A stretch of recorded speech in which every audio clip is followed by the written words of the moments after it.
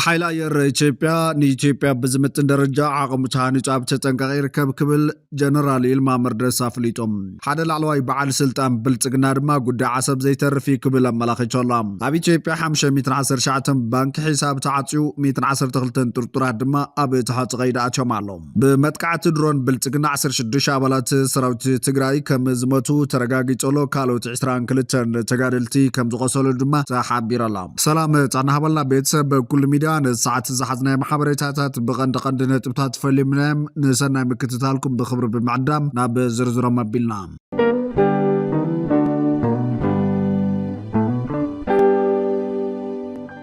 بمتقعة درون بلتقنا 10 شدش عبال سراوت تقراي كم زمتو ترقاقيتهم كالو تعسران كلتن تقارلت خمس غسول دما تحبير الله حدا بعد سلطان هوحاتني AFP ابزهابو مبري باتي بسبع البونفاريت استفتام متقعتي 10 شدش سبات كمتن كلو 20 كلتن دما قوسيلا ميلوم معخن زينا فرنسا AFP بزعبا اب سمين إثيوبيا استحدثو كساب حزي النفولتو بزبل ارستي حدش تبصاب اوطيلام اتي زحلف ربع نزقاطم معباله صعيبو نسب سلطان كل العفار بمتقع زجمره تصاب AFP كاب غوربيت كلل تግራይ ዝመጻዕጥዋት ዶብ ሰጊሮም ሽድሽ ጣብያታት ከም ዘሓዙና በላዕሊ ሰለማያን ሰባት ሞርታር ከም ዝተኮስን ገሊጹም ሽሙ ዘይተጠቀሰ ምንጪ ካብ ሓደ ሰባውቲ ካልነት መጥቃዕትን AFP አረጋግጾላም በቲ መጥቃዕቲ መብዛሕተን ደቃንስዮን ህፃናትን ዝርከብዎ ማሳት 18000 ሰባት ከም ዝተመዛበሉን እቶም ተመዛበልቲ ሓገዝናይ ምርካብ ተስፋ ከም ዘይብሎምን እቲ ምንጪ ሓቢሮም AFP ጸብጻቡ በመቅጻል ምስ ሰበስልጣን ህወሓት ቅርበ ዘሎ ምንጪ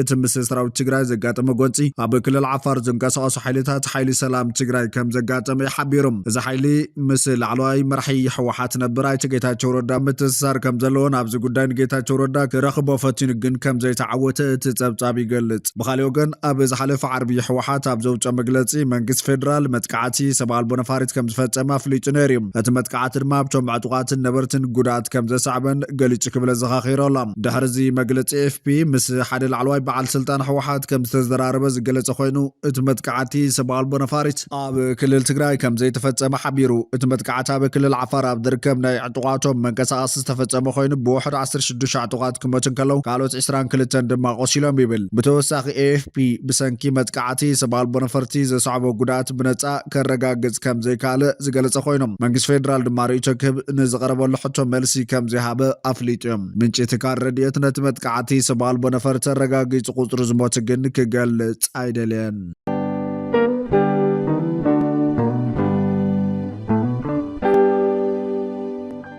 ኣብ ኢትዮጵያ 510 ሸዓትን ሒሳብ ባንክ ተዓጽዮም 112 ጥርጥራት ድማ ብታሕቲ ቀይዲ ኣትዮም ኣለዎም ኣብዚ ሕጋዊ ንግዲ ሸርፊ ባጤራ ወጻኢ ተሳቲፎም ዝተባሃለ ሓያሎ ጥርጥራት ኣብ ታሕቲ ቀይዲ ከም ዝኣተውን ብርክት ዝበሉ ሒሳባት ባንኪ ከም ዝተዓጽውን ትካላት ጸጥታን ድሕንነትን መንግስቲ ኢትዮጵያ ኣፍሊጦም ኣገልግሎት ሃገራዊ ስልያን ጸጥታን ኣገልግሎት ፋይናንሳዊ ድሕንነት ፌደራል ፖሊስ ከምኡውን ትካላት ጸጥታ ክልላት ኣብዚ ሕጋዊ ምስግጋር ገንዘብ ኢዳለዎም ተባሂሎም ዝተጠርጠሩ ውልቀ ሰባትን ክቕየዱ ከለው ሓያሎ حسابات بانكي أجدام بوزوم تكالات تاب توصل سقمتي 112 إثيوبياويان زيجاتات استفلا هاجرات بجبن ترتيرهم ما بتحط غير كم زاتون 510 شعات حسابات بانك بساعتون أقل هاجروا سليانت تنافلت الله وتو ما بكيد زاتو ترترات مستمنجس زكايد زلو ماكرو قطبات جناتات تابز تارر استود بنت فتات زي حجاو شرفوت أي كم توافر يقلت وتو ما ترترات تابز حجاو سرح حولا مسجار جنزب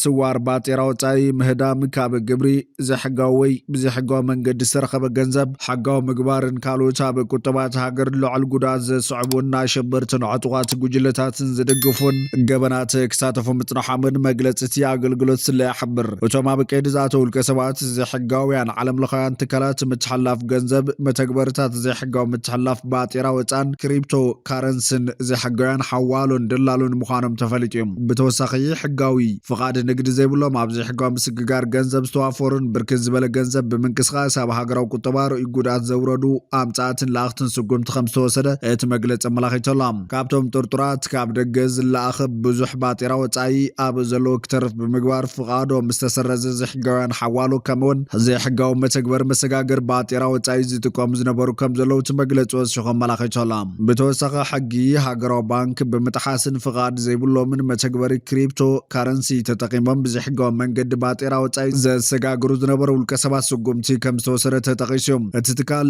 ጸጥታ ነቲ ተግባር ብዝምልከት ኣብ ዘውፅኦ መግለጺ ሓያሎ ጥርጥራትን ናይቶም ኣብ ትሕቲ ቀይዲ ዝኣተዉ ዝተፈላለዩ ውልቀ ሰባትን ንብረቶምን ኣሳእሎምን ተዘርጊሖም ኣብ መፋረቕ ጥቅምቲ ኣመሓዳሪ ሃገራዊ ባንኪ ኢትዮጵያ እዮብ ተካልኝ መንግስቲ ኣብ ልዕሊ ትካላት ሓወላ ለኣኽቲ ገንዘብ ከምኡውን ብዝሕጋዊ መንገዲ ገንዘብ ዘስግሩን ዝቕበሉን ተሪር ስጉምቲ ከም ዝወስድ ኣፍሊጡ ነይሩ። እቲ ኣመሓዳሪ መንግስቲ ኣብ ምወላእ ግብረ ሽበራዊ ወይ ዘሕጋዊ ምስግጋር ገንዘብ ዝነጥፉ ትካላት ምህላዎም ከም ዘረጋገፀን ዝተዋደደን ኩሉ መዳዊ ስጉምቲ ክውሰድ ከም ዝተዳለወን ሓቢሩ ነይሩ።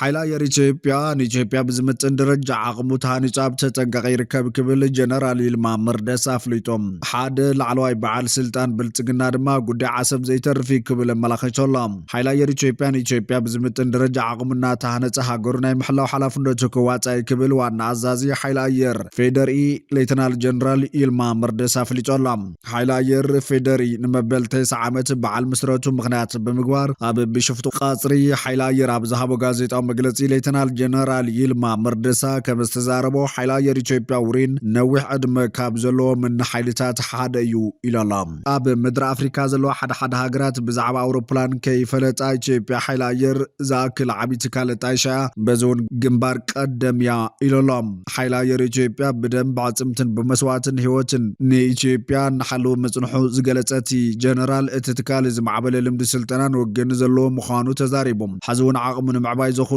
መሰረተ ልምዓታት እናሃነጸ ከም ዝርከብ ኣመላኺቶላ። ሓይሊ ኣየር ኢትዮጵያ ንኢትዮጵያ ብዝምጥን ደረጃ ዓቕሙ እናተሃነጸ ሃገሩ ናይ ምሕላው ሓላፍነቱ ክዋጻዩ ንወፍሪ እውን ድልው ክብል ኣመላኺቶላ። እዚ ከም ዘሎ ኮይኑ ኣብዚ ዝሓለፈ ቀረባ መዓልታት ዳይሬክተር ቤት ጽሕፈት ምትሕብባር ፕሮጀክት ዓብዪ ግድብ ህዳሴ ኢትዮጵያ ገዲም ፖለቲከኛ ኣርጎ ኣብርሃም ኢትዮጵያ ኣፍ ደገ ባሕሪ ወኒና ኣይትፈልጥን እያ ዝብል ምጉታት ጎጉያት እዮም ብምባል ሕዚ እተቕርቦ ዘላ ጠለብ ቅልጡፍ ፍታሕ ከም ዘድልዮ ተዛሪቦም። ከምቲ ንሱ ዝብሎ እንተኮይኑ ኢትዮጵያ ኣፍ ደገ ባሕሪ ዝሳነቱሉ መንገዲ ኢፍትሓዊ እዩ ነይሩ። ብድልየት ሓደ ወይ ክልተ ሰባት ኢና ኣፍ ደገ ባሕሪ ሲእና ዝበለ ኣይተ ኣርጎ ኣብርሃ ኣብቲ ግዜ ኣብ ስልጣን ዝነበረ ብነፍሲሄር መለስ ዜናዊ ዝምራሕ መንግስቲ ኢትዮጵያ ፖለቲካዊ ረብሑ ንምሕላው ብዝብል ዝፈጸሞ በይናዊ ፍርዲ ምዃኑ ይምጉት። ንሱ ኣብቲ ብቴሌቭዥን ፋና ዝዳሎ ለሃገር ዝተሰመየ ፖድካስት ቀሪቡ ኣብ ዘካየዶ ቃለ መሕተት ሽዑ በዓል መለስ ንህዝቢ ኢትዮጵያ ክቃወመና እዩ ኣይወደብናየን ተጓሂሩ ብዝነበረ ናይ ብሄር ስምዒት ክቃወመና እዩ ዝብል ስጋት ስለ ዝነበሮም ግን ናይ ሻዕብያ ድጋፍ ይደልዩ ስለ ዝነበሩ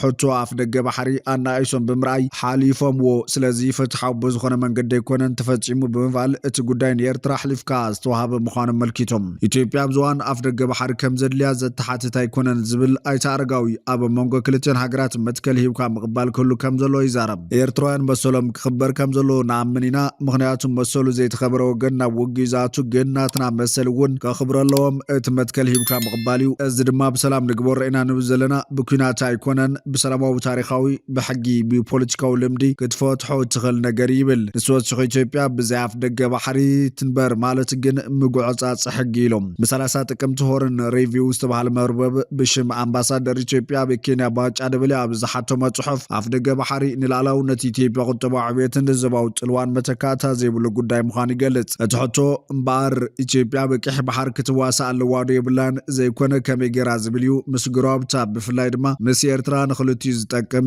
ምትሕባር ክህሉ ብምግባር ይብል እቲ ጽሑፍ። ኣምባሳደር ባጫ ብሶኒ ኣዲስ ፓራዳይም ምስ ዝተባሃለ ቻነል ዩቲዩብ ኣብ ዝገበረ ቃለ መጠይቅ እውን ዓሰብ ናይ ኢትዮጵያ ምባል ላዕላውነት ኤርትራ ምግሃስ ኣይኮነን ክብል ተሰሚዖም። ሃገሩ ኣብ ልዕሊ ዓሰብ ታሪኻውን ምምሕዳራውን መሰል ዋንነት ከም ዝነበራ ዝመጎተት ላዕለዋይ ኣዛዚ ሰራዊት ነበር ዓሰብ ናይ ኢትዮጵያ እዩ ዝበልናሉ ምክንያት ናይ ኢትዮጵያ ስለ ዝኾነ እዩ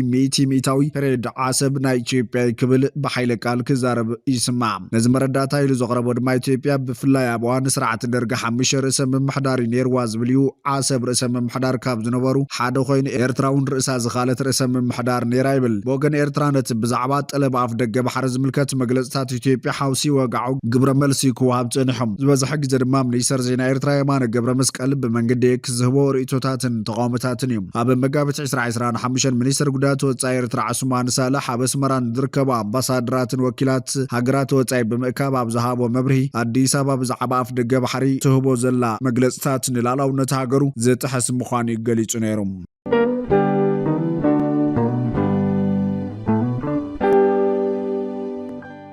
ሶርያ ናብቲ ንጉጅለ እስላማዊ መንግስቲ ንምምካት ዝዓለመ ህግራዊ ጥምረት ክትፅምበር ምዃና ሓደ ላዕለዋይ በዓል ስልጣን ምምሕዳር ትራምፕ ኣረጋጊፆም እዚ ድማ ኣብ ማእኸላይ ምብራቕ ኣብ ዘሎ ፖሊሲ ወፃኢ ኣሜሪካ ለውጢ ከም ዘርኢ ሓቢሩ ኣሎ ፕሬዚዳንት ትራምፕ ትማሊ ኣብ ዋይት ሃውስ ምስ ፕሬዚዳንት ሶርያ ኣሕመድ ኣልኣሽራ ተራኺቡ እዚ ድማ ኣብ ታሪክ እቲ ሃገር ንፈለማዋን ከምዚ ዓይነት ምብፃሕ ዝገበረ መርሓ ሶርያ ይገብሮ ኣልሻራ ምስ ፎከስ ኒውስ ኣብ ዝገበሮ ቃለ መሕተት እቲ ምብፃሕ ኣካል ናይቲ እቲ ሃገር ምስ ኣሜሪካ እቲ ተሓባበረ ሓድሽ ዘመን ምዃኑ ገሊፆም ትራምፕ ነቲ ክሳብ ቀረባዋን ብመንግስቲ ኣሜሪካ ግብረ ሽበራዊ ተባሂሉ ፀንሐ ኣልሽራ ደገፍ ገሊፆ ኣሎ ሓዚ ሶርያ መበል 9 ሃገር ኮይና ናብቲ ባእታታት ናይቲ እስላማዊ መንግስቲ አይኤስ ዝበሃል ንምውጋድን ወሓዚ ወፃእተኛታት ዕጡቃት ናብ ማእኸላይ ምብራቕ ንምዕጋትን ዝዓለመ ዓለማዊ ጥምረት ክትፅምበር እያ ክልቲኦም መራሕቲ ድሕሪ ምርኻቦም ሓደ ላዕለዋይ በዓል ስልጣን ምምሕዳር ትራምፕ ክፍሊ ገንዘብ ኣሜሪካ ምስ ክፍልታት ጉዳያት ወፃን ንግድን ብምዃን ኣብ ልዕሊ ሶርያ ዝነበረ ቁጠባዊ ገደባት ንምልዓል ሓድሽ ስጉምታት ከም ዘውፅእ እውን ኣረጋጊፆም ከም ኣካል ናይቲ ስጉምታት ምምሕዳር ትራምፕ ነቲ ካብ 2019 ጀሚሩ ኣብ ላዕሊ መንግስቲ ሶርያ ዝነበረ እገዳ ዝገበረ ሕጊ ቄሳር ን180 መዓልታት ደው ክብል እውን ክገብር እዮም ትራምፕ ድሕሪ ኣኼባ ክልቲኦም መራሕቲ ኣብ ኦቫል ኦፊስ ንጋዜጠኛታት ኣብ ዝሃቦ መግለፂ ሶርያ ኣዝያ ዕውትቲ ሃገር ክትከውን ክንርኢ ንደሊ ኢና ኢሎም እዚ መራሓ ድማ ክገብሮ ዝኽእል ይመስለኒ ክብል ተሰሚዑ ኣሎ ኣብ መንጎ ሶርያን ኣሜሪካን ዝነበረ ዲፕሎማስያዊ ዝምድና ካብ 2012 ኣቆፃፅራ ኣውሮፓ ጀሚሩ ተቋሪፁ እኳ እንተነበረ ሓዛ ኣሜሪካ ሶርያ ኣብ ዋሽንግተን ኤምባሲያ ዳግማይ ክትከፍት ከተፍቅደላ እያ ክልቲኦም መራሕቲ ኣብ ግንቦት ኣብ ጎኒ ባይቶ ምትሕባር ወሽመጥ ዓረብ ዝተኻየደ ርክብን ኣብ መስከረም እዋን ሓፈሻዊ ጉባኤ ሕቡራት ሃገራት ዝነበረ ምርኻባት ንስዒቡን ሳልሳይ ግዜ እዮም ዝራኸቡ ዘሎም ዑደት ኣልሻራ ናብ ዋይት ሃውስ ነቲ ጀሃዳዊ ዕጡቕ ነበር ዘድንቕ ዳግመ ምሕዳስ ተባሂሉ ኣሎ ንሱ ምስ ኣልቃይዳ ዝነበሮ ርክብ ቅድሚ ምብታኹ ድሕሪ መጥቃዕቲ 11 መስከረም ንሓንቲ ጨንፈር ኣልቃይዳን ካልኦት ብዙሓት ጉጅለታትን መርሕዮም ክሳብ ዝዓመት እውን እንተኾነ መራሒ ናይቲ ክሳብ ቅድሚ 4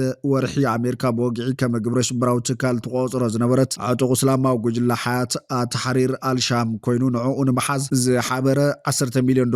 ግንዖ ወፂዎ ከም ዝነበረ ይርስዓን ክፍሊ ገንዘብ ኣሜሪካ ንኣልሽራ ካብቲ ብፍሉይ ዝተመደበ ዓለማዊ ዝርዝር ግብረ ሽበራውያን ኣብ ዝሓለፈ ሰሙን ጥራይ ወፂዎም ኣልሽራ ግዜያዊ ፕሬዚዳንት ሶርያ ካብ ዝኸውን ንድሓር ግን ድሕሪ 13 ዓመታት ኩናት ብደገፍ ወፃኢ ንሶርያ ዳግማይ ንምህናፅ ኣብ ዝፅዕረሉ ዘለዋን ኣብ ቅድሚ ህዝቢ ዓለም ዘለዎ ምስሊ ንምልስላስ እውን ይሰርሕ ኣሎ ትራምፕ ብሶኒ ኣብ ሕሉፍ ፅንኩር ኩነታት ኣሕሊፉ ክብል ገሊፅዎ ኣሎ